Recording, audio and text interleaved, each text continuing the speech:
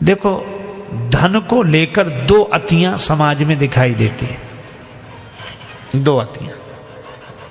कुछ लोग हैं जो धन को छोड़ते नहीं हैं, और कुछ लोग हैं जरूरत तो है पर मन ही मन दमन के भाव से यश पाने के लिए छूते नहीं हैं। कुछ लोग छोड़ते नहीं हैं, कुछ लोग छूते नहीं हैं। हाँ? एक जगह सेवा कार्य की दृष्टि से आयोजन हुआ। लोगों ने अपने मित्र से कहा कि तुम इतने धनी आदमी हो, दो कुछ। कहने लगा कि अब सब लोग दे रहे हैं तो हमारा देना जरूरी है क्या?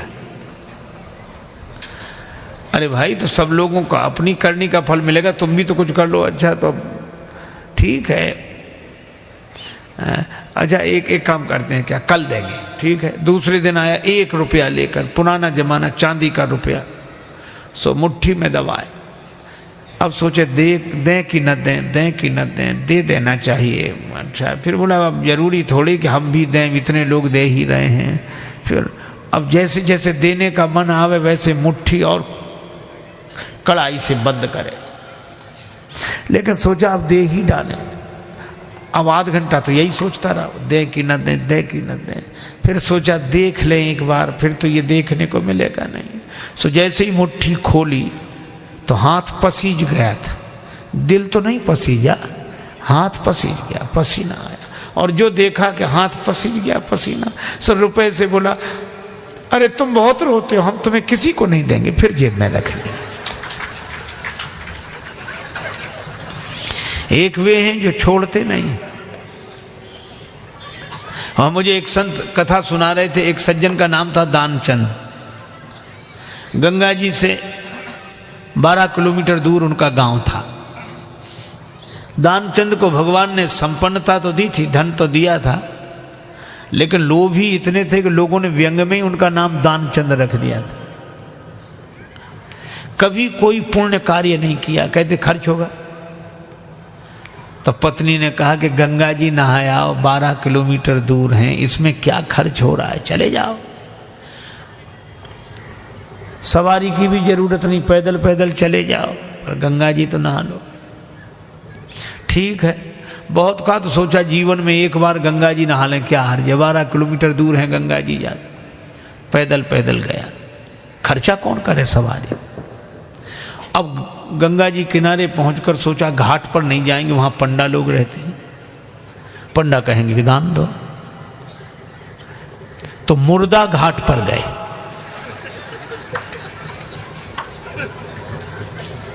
अब मुर्दा घाट तो खाली रहता, कभी कभी कभी कभी दुनिया में अपने घर में कोई सीट खाली करता है तो मुर्दा घाट भरता है, बाकी तो खाली है।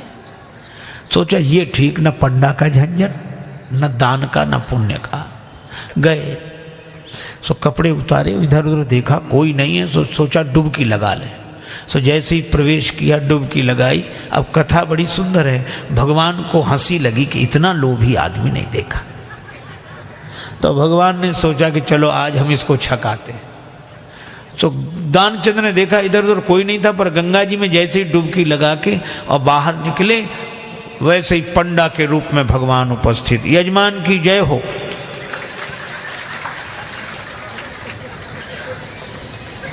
दानचंद बोले तुम कौन हो? भगवान ने कहा कि हम पंडा हैं, संतोषी ब्राह्मण हैं, इसी घाट पे पड़े रहते हैं। दानचंद बोले मुर्दा घाट भी नहीं छोड़ा। पंडा जी बोले हम संतोषी ब्राह्मण हैं और घाट पर तो और पंडा लोग रहते हैं, हम तो यहीं पड़े रहते हैं, और हमारे लिए कोई ना कोई आप जैसा यजमान आ जाता है, 1-1 वर्ष तक का खाने पीने का इंतजाम कर देता है। दानचंद बोले 1-1 वर्ष इंतजाम? हम 1 दिन का भी नहीं कर सकते, 1 समय का भी नहीं। पंडा जी बोले कोई जबरदस्ती थोड़ा ही है, आपकी जैसी श्रद्धा हो, कुछ ना कुछ तो देना पड़ेगा। दानचंद बोले हमने आज तक नहीं दिया। पंडा जी बोले आज तो देना पड़ेगा। तो अब सोचा क्या करें, बोले उधार दे रहे हैं। उधार? हाँ। कितना? बस वो एक धेला उन दिनों चलता था, एक धेला बस, 1 पैसा। भगवान ने कहा चल दिया तो संकल्प करा लिया, 1 धेला उधार देकर 12 किलोमीटर गया, नहाया, फिर 12 किलोमीटर पैदल चलकर आया। शाम होने को आई, थका हुआ दानचंद बेचारा घर में भीतर सोने ही जा रहा था। तब तक दरवाजे पे आवाज आई, यजमान की जय हो। दानचंद ने कहा देखो कौन है। पत्नी बाहर गई, देख कर आई और बोली किसी पंडा से कुछ देने के लिए कहे आए थे। दानचंद ने बोले कहा था। बोले आ गए, बाहर आई हैं। दानचंद बोले आ गया वो? हाँ। दानचंद बोले कि कह दो कि अभी दानचंद बीमार हैं, 2-4 दिन बाद आना। पत्नी ने कहा कि वो तबीयत खराब हो गई, वो बीमार ज़्यादा हैं, आप 2-4 दिन बाद आना। पंडा जी बोले दान मिले चाहे ना मिले, पर हमारे संकल्प में वो हमारे यजमान बीमार हो, ऐसे संकट के समय यजमान को छोड़ना धर्म नहीं। हम भी यहीं रहेंगे जब तक वो स्वस्थ नहीं हो जाते, यहीं इंतजाम कर दे। आप तो सामग्री ला दो, हम तो बना लेंगे अपने हाथ से भोजन। पत्नी ने फिर जाके कहा, पर दानचंद भी अद्भुत आदमी। कहने लगा नहीं जा रहा ना। बोलो कह रहे यहीं रहेंगे जब तक बीमार रहोगे। दानचंद बोला तो कह दो मर गए वो।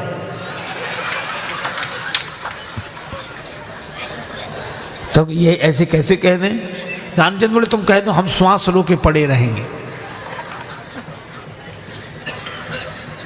पत्नी ने झूठे जाकर रोते हुए अभी अभी चले गए वो, समाप्त।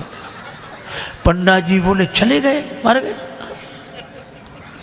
अरे राम राम। लेकिन यजमान का जब तक अंतिम संस्कार ना हो जाए हम कैसे जा सकते? और तुम कहां बुलाती फिरोगी लोगों को, गांव इतना बड़ा, हम ही सबको खबर किए देते हैं। अब पत्नी बहुत कुछ सुनो सुनो पंडा जी, तब तो अमित रूप प्रगटेते ही काला, पूरे गांव में कह दिया कि दानचंद चले गए चले गए। अच्छा, लोग सचमुच इकट्ठे हो गए और भगवान को भी मन में हंसी लगे, ऐसा जिद्दी आदमी श्वास रोके पड़ा। लोगों ने उसे मुर्दा समझकर उठाया। अब उसकी पत्नी रोवे, और वो सही में रोवे, वो कहे ये मरे नहीं हैं।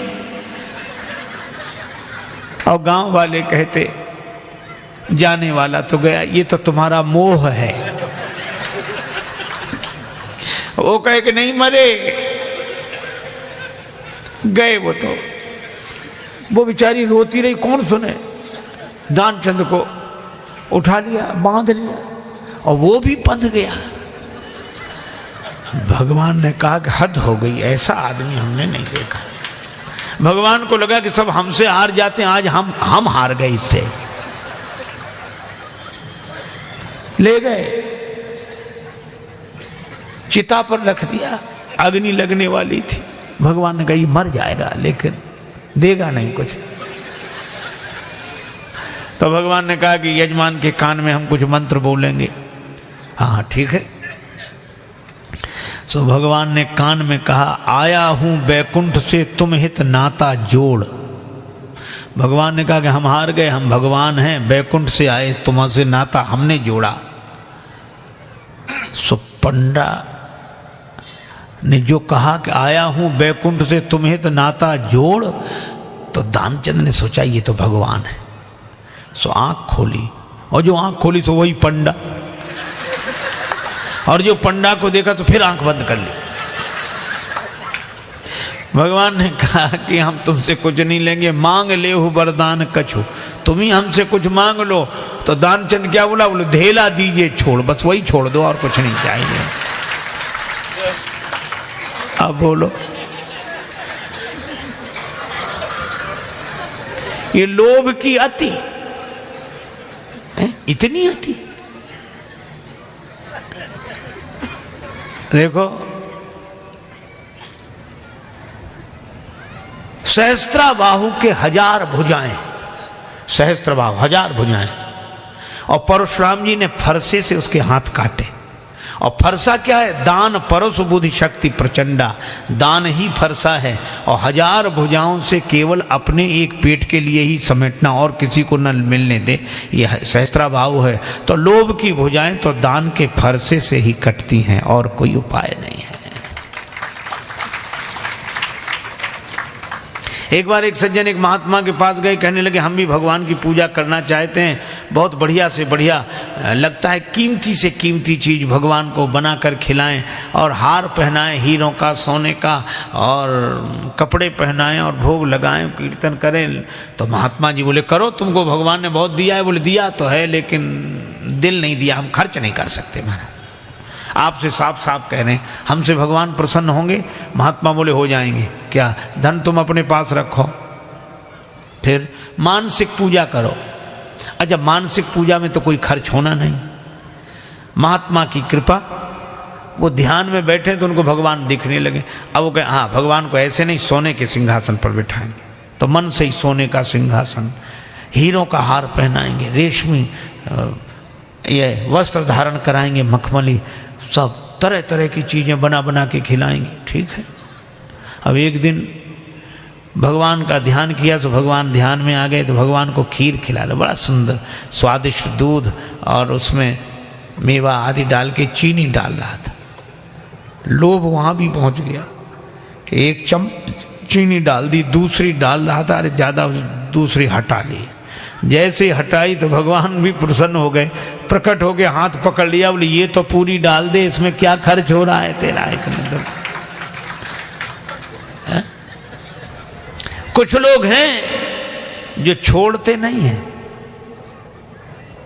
छूट जाएगी अलग बात है, पर छोड़ते नहीं।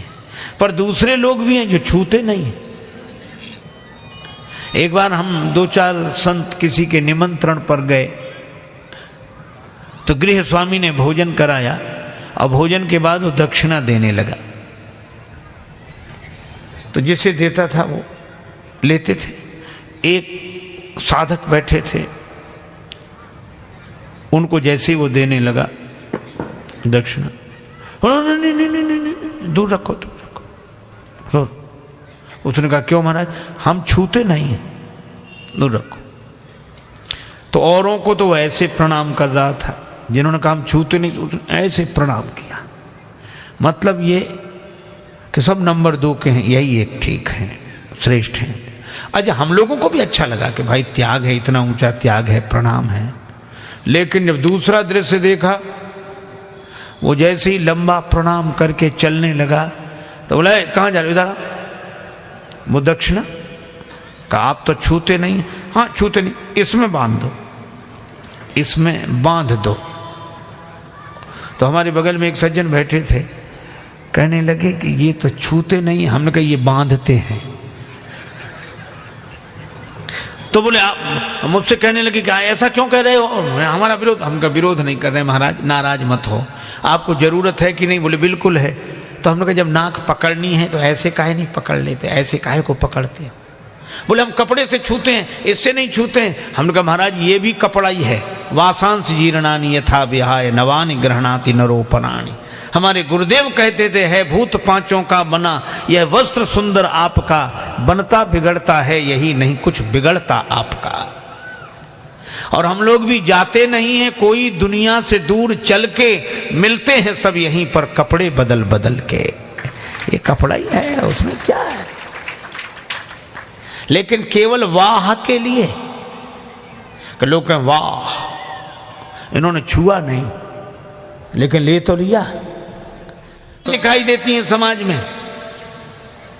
कुछ लोग छोड़ते नहीं हैं, कुछ लोग छूते नहीं हैं। और मैं आपको बताऊं, चाहे दंभ हो और चाहे लोभ हो, दोनों जहां रहेंगे वहां सुंदर कांड नहीं होगा। सुंदर कांड तो तब होगा जब हनुमंत कथा से हम प्रेरणा लेंगे कि धन के साथ कैसा व्यवहार करना चाहिए।